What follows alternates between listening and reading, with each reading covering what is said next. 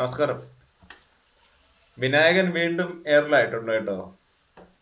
എയറിലാവാനുള്ള കാരണം ഞാൻ എടുത്തു പറയേണ്ട കാര്യമൊന്നുമില്ല.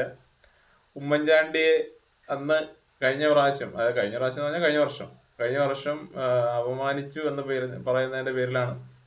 അപ്പൊ ഞാൻ അതിന്റെ വിശദാംശങ്ങളിലേക്കൊന്നും പോകുന്നില്ല. നിലവിലെ പ്രശ്നം എന്ന് പറഞ്ഞു കഴിഞ്ഞാൽ ഇപ്പൊ VS-ന്റെ മരണവുമായിട്ട് ബന്ധപ്പെട്ട് അദ്ദേഹം അഭിവാദ്യം ചെയ്യുന്നു, ആദരാഞ്ജലികൾ അർപ്പിക്കുന്നു.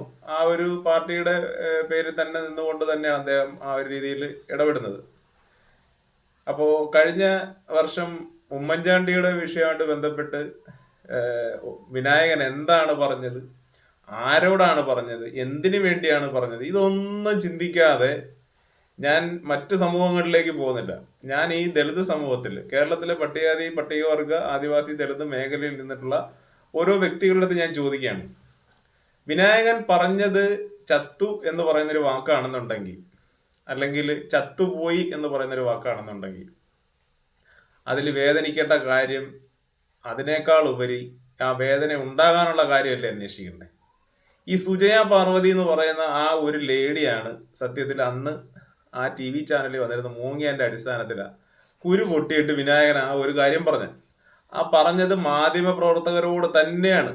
നിങ്ങൾ ആ വാർത്തയുടെ അല്ലെങ്കിൽ ആ വീഡിയോയുടെ പൂർണ്ണമായിട്ടുള്ള കാര്യങ്ങൾ കാണാതെ ഏതെങ്കിലും കോൺഗ്രസിന്റെ ഗ്രൂപ്പിൽ വന്നിരുന്ന് ചളവയടിക്കുന്നതും കേട്ടിട്ട് പുറത്ത് വന്ന് വിനായകനോടുള്ള അരിശം തീർക്കാനായിട്ട് ചീത്ത വിളിക്കുന്നു, അവന്റെ അമ്മയ്ക്ക് വിളിക്കുന്നു. ഇപ്പം വിനായകൻ ഒരു പോസ്റ്റ് ഇട്ടിട്ടുണ്ട്. വിനായകന്റെ പോസ്റ്റ് കയറി നോക്കിയാൽ മനസ്സിലാവും അവൻ ആരൊക്കെയാണ് ഇപ്പം ചത്തു എന്ന് പറഞ്ഞിരിക്കുന്നത്. എന്റെ തന്തയും ചത്തു, സഖാവ് VS-ഉം ചത്തു, ഗാന്ധിയും ചത്തു, നെഹ്റുവും ചത്തു, ഇന്ദിരയും ചത്തു, രാജീവും ചത്തു, കരുണാകരനും ചത്തു, ഹൈബിയുടെ തന്ത ജോർജ് ഈഡനും ചത്തു, നിന്റെ അമ്മയുടെ നായര് ചാണ്ടിയാണേൽ അയാളും ചത്തു. ചത്തു ചത്തു ചത്തു ഫുള്ള് വെച്ച് അലക്കിയിട്ടുണ്ട് വിനായകൻ ഗ്രൂപ്പിനകത്ത്. അതായത് ഒരു കാര്യം മനസ്സിലാക്കേണ്ടത്, അന്ന് വിനായകൻ കൃത്യമായിട്ട് പറഞ്ഞിട്ടുണ്ട്. ഈ മാധ്യമങ്ങളും നടത്തുന്ന തെമ്മാടിത്തരത്തിനെതിരെയാണ് അന്ന് വിനായകൻ സംസാരിച്ചത്. പക്ഷെ വിനായകന് ഈ സാഹിത്യവും ഹൈന്ദവവൽക്കരണത്തിന്റെ, ബ്രാഹ്മണിസത്തിന്റെ, സംസ്കൃതം ഉൾപ്പെടുത്തിയുള്ള വാക്കുകളൊന്നും വിനായകൻ അറിയത്തില്ല. വിനായകൻ നാട്ടില് ഒരു ചെറുപ്പക്കാരൻ, അവന്റെ നോർമലി എങ്ങനെയാണോ സംസാരിക്കുന്നത് അതേ കണക്ക് അവൻ സംസാരിച്ചു. ഒരു അഭിനയവും ഇല്ല അതിനകത്ത്, ഒരു നാടകീയതയില്ല. നിങ്ങൾ നിർത്തിപ്പോവൂ, നിങ്ങൾ എന്താണ് ഈ കാണിക്കുന്നതെന്നാണ് വിനായകൻ ചോദിക്കുന്നത്. വിനായകൻ കൃത്യമായിട്ട് കാര്യങ്ങൾ പറഞ്ഞു. അത് കുരുപൊട്ടേണ്ടവർക്ക് കുരുപൊട്ടി.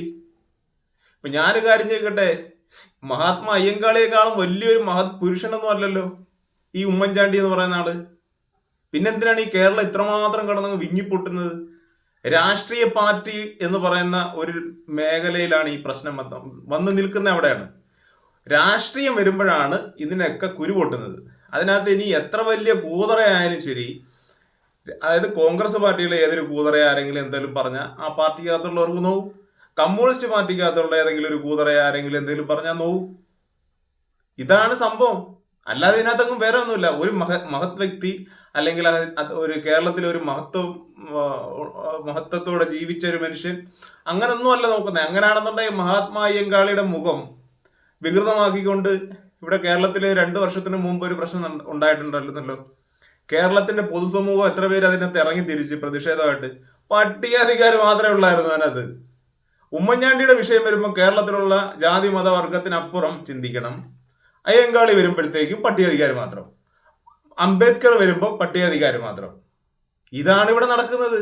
അപ്പൊ ഞാനൊരു കാര്യം ചോദിക്കുന്നത്, ഈ കാള വെറ്റുന്ന കേൾക്കുമ്പോൾ കയറ് എടുത്തുകൊണ്ട് ഓടുന്ന കുറച്ച് ദളിത് കോൺഗ്രസ്സുകാരും, അല്ലെങ്കിൽ ദളിത് BJP-ക്കാരും, ദളിത് PKS-കാരും, ഇവരെല്ലാവരുടെയും പ്രശ്നം ഇതാണ്. വല്ലവനും എന്തെങ്കിലും ചെയ്തത് കഴിഞ്ഞാൽ അങ്ങ് രോക്ഷമാണ്. സ്വന്തം ജനതയ്ക്കുള്ളിൽ, സ്വന്തം സമൂഹത്തിൽ ആരെങ്കിലും എന്തെങ്കിലും തെമ്മാടിത്തരം കാണിച്ചു കഴിഞ്ഞാൽ ഈ പറയുന്ന ഒരു ക്രിസ്ത്യാനിയും കാണത്തില്ല, മുസ്ലിമും കാണത്തില്ല, ഒരു നായരും കാണത്തില്ല, ഒരു ഈഴവനും കാണത്തില്ല. ഇവിടെ ഇതാണ് നടക്കുന്നത്. ഇപ്പൊ ഞാൻ ചുരുക്കി പറഞ്ഞു വരുന്നത് കഴിഞ്ഞാല്, വിനായകനെ അനാവശ്യമായിട്ട് ഇവിടെ പേപ്പട്ടിയാക്കിക്കൊണ്ടിരിക്കുകയാണ്. കറക്റ്റ് പറഞ്ഞാൽ വിനായകനെ പേപ്പട്ടിയാക്കിയിട്ട് എറിഞ്ഞു കൊല്ലാനുള്ള പരിപാടിയാണ് വീണ്ടും തുടങ്ങി വെച്ചിരിക്കുന്നത്. അപ്പോൾ നമ്മൾ കാര്യം ഇതായിട്ട് അന്വേഷിക്കുക. അതിനൊരു കാരണം ഉണ്ടായത് കൊണ്ടാണ് വിനായകൻ അത് പറഞ്ഞത്. പത്രപ്രവർത്തകരോട് മാത്രമാണ്. ഒരു കോൺഗ്രസ്സുകാരനെയും ആ ഒരു ലൈവിൽ വന്ന് ചീത്ത വിളിച്ചിട്ടില്ല. ഒരു കോൺഗ്രസ്സുകാരന്റെ പേര് പറഞ്ഞിട്ടില്ല. ഒരു രാഷ്ട്രീയ പാർട്ടിയുടെ പേര് പറഞ്ഞിട്ടില്ല. മാധ്യമ പ്രവർത്തകർ എന്ന് പറഞ്ഞ പേരിൽ മാത്രമാണ് അന്ന് വിമർശിക്കുന്നത്, സംസാരിക്കുന്നത്. അപ്പൊ എന്തിനാണ് ഈ മാധ്യമ പ്രവർത്തകരെ പറയുമ്പോൾ നിങ്ങൾക്ക് ഈ പാർട്ടിക്ക് നോവുന്നത്? അതിന്റെ ആവശ്യമില്ലല്ലോ.